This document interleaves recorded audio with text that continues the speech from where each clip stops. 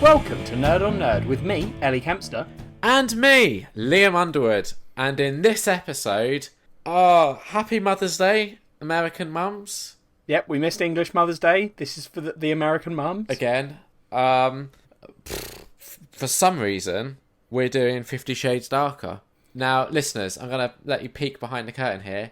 Not all of your Nerd on Nerd hosts are best pleased that we're doing 50 Shades Darker. I mean, none of the Nerd on Nerd hosts are pleased that we're doing it. It's just some of us care what the listeners think, and some of us care what the listeners think so long as it lets them do what they want to do. Yes. Liam had a look on his face there, listeners, that was just like, yep, you've nailed it. Yeah, exactly. So we've done this basically because Amanda wanted us to. Now, and I think we did originally say we were going to do it. Yeah, well, we say lots of shit that we don't then do. Yeah. So the thing is, I still think this should have been a housekeeping, but we can get into that all later when we start discussing it. Listeners, there is a fun game you can play this episode, which is you track the exact moment that Liam gets depressed in this conversation. Because I know you're all thinking, it'll be at the start of Culture Swap, but I don't know. I've got a feeling that he's gonna be sitting there going, I have to talk about this fucking film. And then he'll just get sadder throughout the episode. It's just going to build. Yeah, but let's start high and end low. I think that's the goal for this. Now, we've got a little fuck it, we've got nothing good coming. First, it's time for catching up with Ellie and Liam. So, let's just get started, right? I've not done a lot. Here's cool. The exciting things I've done lately. Built furniture. You see that bookshelf thing behind me? Listeners, Liam is gesturing at a wall shelf thing. Bookshelf, yeah. Bookshelf. Built it. Yep, I see it. Built a cat. Built another 2 for downstairs in my cinema room. Brilliant. That was a fun day. And then I built a bed with some help. So you're now not sleeping on the floor. Correct. Yes. No longer doing that whole bohemian lifestyle, which only you liked and Cat hated, if I remember rightly. Cat hated it. Yeah. Yeah. Yeah. I love sleeping on the floor, but it makes me feel sort of what's the word? I don't want to sound hippy dippy, but almost at one with nature. Sleeping.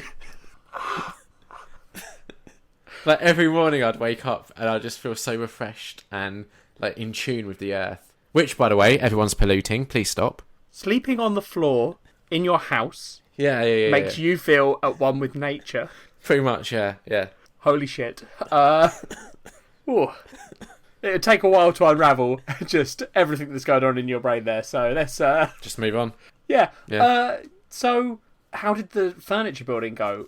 You and Kat, this is not the first bit of DIY you've done recently, is it? There was something else. Yeah, it feels like we're always doing bits of DIY and stuff. I don't think you had... No, because you were very proud last time of the toilet seat. We did the toilet seat. Also, since moving, we've built the desk in Kat's office.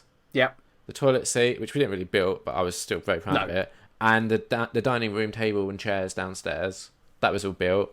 And now, more recently, 3 bookshelves and a bed. And the also, bed, I think, is the most impressive out of those. And even then, I'm like, is it just putting bits together?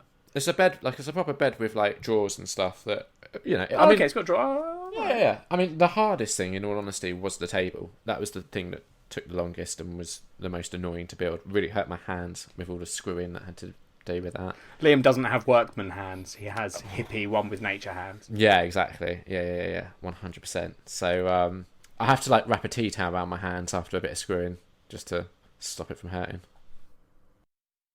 Yeah, because sometimes they get sweaty and you can't get a good grip on the screwdriver. I wasn't laughing about that, Liam. Okay. But yeah, built bookshelves. I'm missing one bookshelf that I need to go and get from IKEA at some point. But then that'll be ready. Oh, what, it didn't come with it, sort of thing? It was meant to have it, but it wasn't there? No, it's not it wasn't there. It's you can order extra bookshelves, and I ordered an extra 2 that I thought would be enough, but it turns out I sort of miscalculated and could actually get away with an extra one. And I've got a lot of stuff, so another bookshelf means that's another shelf of films. Very good. And then last weekend, literally it's just gone, it was a bank holiday weekend, and because we've had, since we recorded last, we had Easter. Oh, is it? Have we not? Oh, yeah, we've had both bank holiday weekends. I've done tons of shit then. Oh, get ready for my catching up with listeners. I'm going to be full of cool, fun experiences. Carry on, Liam. Did all the building. And then this bank holiday that's just gone, I looked after the dog because my mum went off to Bruges. So if she was on catching up with, she'd have loads to tell you. Yeah. Me, I'd looked after the dog. I had him here for once because normally I go to hers to look after him there. Tried looking after him here. He was good most of the time. Yesterday he was a bit of a dickhead. But... I saw the photo of Kat lying down on the floor with the dog. Yeah, and he was like holding on to her. Yeah. What was that about? Oh, he's... Right. He likes holding on to you, so you... He's a very clingy dog, so he doesn't like you to leave the room. So if you're with him, he'll put his paw on you, so he's like, right, I know you're there, and if you move, I'm going to know that you've moved. So yeah, he'll very often... The thing is, he'll put his paw and then he'll dig his claws in as well. So it really is just like, you're staying there. You're staying with me. Yeah. He's almost as needy as I am. Yeah, that's the thing, listeners. You do have to bear in mind that Liam has no brothers and sisters, but this dog is almost like a twin to Liam. They're very similar. Yeah. But no, so surprisingly, normally he'll be barking all the time and like he'll be on edge because he'll be waiting for like my mum to get back. Yeah. But I think because he was in a different environment, he wasn't as fast, so he just sort of got on with it. Because he's not like, oh, mum usually comes and gets me here. Yeah, he's exactly. like, I don't know where the fuck I am. Yeah. And we took him out for like 2 walks a day just to really tire him out, and he's getting old now, so that was plenty for him. On Sunday, I watched Saving Private Ryan, which is like nearly 3 hours long, and he just laid in front of me snoring for the entire time. The whole like he didn't watch it. No, the whole like D-Day Beach thing where all the bombs are going off, and I've got like the surround sound going on. I thought he'd hate that and he'd leave the room. Nope. Nah, just snored. Fair enough. But yeah, so like yesterday morning he got up and was just a bit of a dickhead, and I think it's because the 2 days before that we got into the habit of just getting up and taking him straight out for a walk, and we didn't yesterday. Yeah, well, that's your own fault. Yeah, he was just like, nah, this isn't what happens. We go for walks now, and yeah, it's a bit. The other thing, so the first day on Saturday, Kat's doing park run at the moment. Yeah. Which means on a Saturday, for listeners that don't know what a park run is, Kat gets up at like ludicrous o'clock, like 7 o'clock in the morning, goes to like a place in Basingstoke and runs 5k for some reason. I think she's getting fit, right? Fuck knows. But so she got up at like 7, and the dog, he's a big boy, so even though we've now got a bed built, his head is still like level with where the pillows are. So you'll be like there asleep, and then you get like a wet nose in your face. Yeah. So he sort of woke me up at 7 when Kat got out of bed and was like, are we getting up now? I was like, no, lay down. And he did, and he like slept, and I kind of like every like hour he'd sort of check and be like, are we getting up now? And I'd be like, no, lay down again. And I managed to sleep in till like 10, which I wasn't expecting. No, fair enough. But yesterday, none of that, and Kat got up at like 8 or something, and he was like, well, you're getting up as well, Liam. Lovely. So I was knackered yesterday. I was so tired because I stayed up till like 3 playing Days Gone. Yeah. This is my problem with bank holiday weekends, is like the moment I get any extended time off, my brain goes, oh, well, Saturday. Like usually I'd be like, if I stay up till 3, that means tomorrow I'm going to be really tired. I'm going to go to bed early-ish. And by early-ish, I mean like 1 a.m. Yeah. But bank holiday rolls around. I'm like, Saturday I can start really late. And then Sunday I can start late. And then, Jesus Christ, like it's 3 a.m. and I'm like, what the fuck am I doing? Well, the problem I have is if I watch a film late at night, I'll get tired quite quickly. So unless it's like a really, really, really good film and it's like captured my attention, I can normally get like half an hour into a film and I'll be like, it's sleepy time now. If I'm playing a video game, I think because my brain is a bit more like engaged with it and a bit active, I can just power through the night playing games. Yeah, 100%. That is literally the 3 a.m. I was up to on Saturday. I stopped and was like, I have to go to bed, but I'm not tired at all. Yeah. And I was like, cool, I need to force myself to sleep because this is not going to be good. Yeah. The one thing that is good for me is when I go to bed, I can get off to sleep really quickly, which annoys... that annoys Kat because she can't either, and she'll like toss and turn and I'll just be snoring. But I'm bad at staying up. Yeah. We've got another bank holiday coming up as well. Jesus. End of the month. And I'm going to take... England just burns all its bank holidays right at the start of the year. Yeah, but I'm going to take 4 days off afterwards. So I'm going to have like a week of just doing nothing but trying to get my movie number down because it's fair enough. It's not gone down enough. So yeah, that's all I've been up to. Brilliant. Ellie, enlighten us with your adventures. You seemed excited earlier. Oh, well, only because I remembered I had done something. On the first bank holiday weekend... Easter weekend... You love religion, so this was a special occasion. Oh, just absolutely at the church, singing hymns? Nope. The Kempsters on the Monday, I think. Or was it the Saturday? No, I think it was the Monday. We all went up to a place called Runnymeade, Liam. I've heard of that place. Yeah, it's a place I've heard of, Runnymeade. No, just Runnymeade, not Running Mead. Runnymeade. Yeah. I've heard of Runningmeade. Oh, but then different place. Different place. I don't know what Runnymede is. Runnymeade, Liam. Is it where they make marmalade? No, it's where they signed the Magna Carta and made that. Pardon? What's the Magna Carta? For listeners that the maybe Magna don't Carta, know. Oh, that's fine, Liam. The Magna Carta is one of the most important British documents ever made. It's you know how America has the Declaration of Independence and all their the amendments, the laws and stuff. Don't take our guns. We need to shoot children. The whatever it is. Yeah. Yeah, that thing. Yeah. This is our equivalent of that. It's a bunch of dukes in the medieval times sat down and went, we need a bunch of laws that explicitly say these are the rules. And they took it to a king and were like, mate, we did this. And he was like, all right. Which king? I can't remember. I wasn't paying attention to that bit. Right. It wasn't like a museum or anything. It's basically just a big park. So you go to a place where they signed it, and then they have a bunch of art installations around. Okay. Which were I'm not a massive fan of art, but they were pretty cool. There's one that's impressions of the signing, or was it just no art? It's just art. Well, one of them's relevant because it's it's 12 seats. Yeah. So jurors and I think there were 12 people that made the Magna Carta. Yeah. And then on each of the seats is a different picture engraved on it. They're these bronze seats. Right. Okay. And then the front would be sort of I think the front of each seat was a more modern thing. Yeah. So there was stuff about a ship that sunk and a bunch of people drowned, and then the back of the seats would have a scene depicting maybe a more historical thing. Yeah. And it was it was just really cool. There were a lot of interesting things, and then there was a little guide that told you more about each of those scenes. Oh, okay. So I became an expert on that. Of course. I will admit, me and my dad, I think, were more invested in that sort of stuff than the rest of my family. Yeah, that sounds accurate, I think. Just from meeting your family very briefly, I can imagine that they were probably quite indifferent to all that sort of stuff. Yeah. I mean, the best bit of the day was probably getting there, arriving, getting out of the car, and my brother looking around and going, sorry, what is it? And we went, oh, it's just a bunch of things around here. And he went, I thought we were going to a museum. So I was like, cool. My brother doesn't even know what we're doing. He's just instantly arrived disappointed. what the? He's literally got out of the car and it's just a field and woods. Yeah, just gets out of the car and is like, this is not what I signed up for.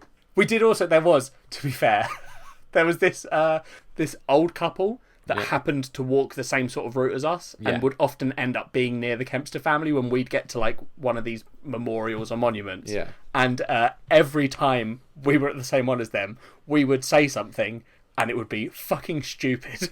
And they would just burst out laughing because we were idiots. We had something stupid, or just naturally something stupid? Oh, well, there was a little sign that said, this is an old oak tree that's planted in soil brought over from Jamestown.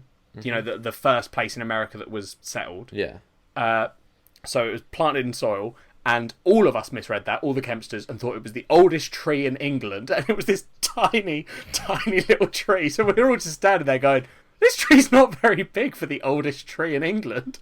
And then this old couple were just laughing, and then I was looking at the sign and I was like, no, we've misunderstood. We've completely misunderstood. Yeah. At one point I was pointing into the distance going, well, maybe it's not this tree, maybe it's that tree behind it that's a bit bigger. But no, it was just dirt. The whole thing was a shit show, Liam. Yeah. Of us misunderstanding stuff. But that is what I would imagine a Kempster day out to be like. Yeah. It was, genuinely, it was nice. It was, good to go out. It was nice weather as well, wasn't it, that day? Yeah, it was really hot. Yeah. And just nice. Fair enough. Sounds nice. That was mine. And then, the other bank holiday, I did nothing. You got, Easter eggs. I saw that. Oh, yeah, I got Easter eggs. I got a shit ton of cream eggs. Yeah. And you went to see some gigs. Or a gig, at least. Yeah, I went to see Frank Carter and the Rattlesnakes. Hmm. I may have mentioned him on here before. The name Frank Carter rings a bell. No, I'm getting him confused with Frank Turner. Never mind. Fair enough. Him and the band are like this. You have mentioned it before. I'm sure you have. Yeah, they're like the first album they released was like this hardcore. One of the songs is called "I Hate You," and it's just him screaming I fucking hate you. Sounds mean. And it's a really good song. It's so horribly aggressive and like sweary, but it's a very, I don't know, the way like when he introduces the song, it's sort of like a cathartic thing. He's weird because I would hate to hang out with him, I think. Okay. But he seems like a genuinely sort of sweet guy. Like he had a lot of like drug problems and drink problems, but now he's like cleaned himself up because he's got a daughter, and like he just genuinely loves his fans and trusts them. Like he stage dived. Is he American? No, he's English. So why and the Rattlesnakes? That's just the band name. They're Yeah, Frank but like Carter and the Rattlesnakes. Rattlesnakes aren't. They're not a British animal. No, they're not. It just seems weird, right? That's not like a rule. People don't have to be called things from their country. Like, if you were like, oh yeah, they're from Texas, I'd be like, oh, makes perfect sense. The band Starship didn't own a starship. They should. They should have. But yeah, no, he was really good. Okay, the band Black Sabbath, right, got their name from a Mario Bava film that they watched called Black Sabbath. Yeah. That makes What's sense. that got to do with anything? I just thought it was a good fact. Frank Carter and the Rattlesnakes got their name because they watched an animal documentary and they saw a rattlesnake. There you go. Is that an actual fact, though? Because my one No, is... it isn't, Liam, but it's as stupid as what you just said. No, because mine is an actual fact. Anyway, Look Liam, it up. their new stuff's very rocky. The middle album was like punk, and then this one's rock, and it's got some really good songs on it, and the whole gig was like... It's that thing I go to sometimes where it's Banquet Records, which is a record shop in Kingston that put on a 45-minute show but get big bands on. Yeah. And like, it was just cool. And he's insane. Like, I've never seen someone stage dive as much as he does. Yeah. They had the whole, like, the guitarist jumping into the pit and being carried whilst playing guitar. Yeah. And then at one point... What happens with the wire? Someone has to stand near the stage holding it above everyone's head. At one point, he walked into the audience, went right to the back of the, like, front pit. Yeah. And then walked from where hit the middle of it to the left. Yeah. And literally, I just watched as, like, these waves of people got hit by a microphone cable. Wow. That's like duck around it. Yeah. I was like, oh, wow. He's got no idea that he's he does not care so much. No. Yeah.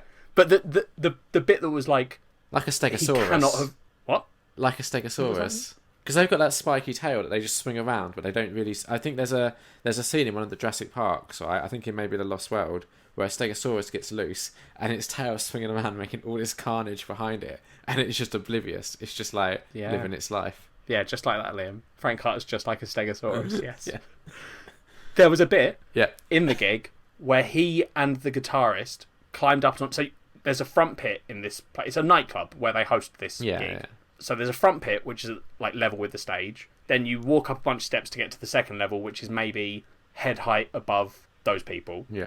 Then there's like a whole other bit that's really high up. But they climbed up onto the balcony of that second level. Yeah. So standing fairly high above everyone's heads. Yeah. And then he went, yeah, we're gonna fucking dive onto you, catch us. Right. And everyone at one point, there was loads of people going over to where the guitarist was, being like, oh, he's got a guitar, we should probably catch him. Yeah. But to the point where Frank Carter did not have enough people in front of him and had to go, oi, you fucks, I know you all like him, but I'm small, I just need a few of you to fucking catch me, because I've got a gig, I'm touring with the Foo Fighters, and I don't want to fucking die. And everyone was like, oh yeah, fair point. Okay.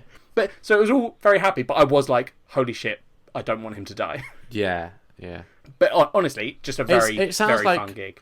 I think sometimes when you go like to see live music, they trot out and they play the things and they go. But this sounds like an actual like show was put on. He's an amazing frontman. Every time we've seen him, like I'm not the biggest fan of his music. Yeah. Like I don't listen to him a whole lot. I just occasionally will put something on and be like, oh yeah, I like him. But the performance he puts on is really good. Yeah.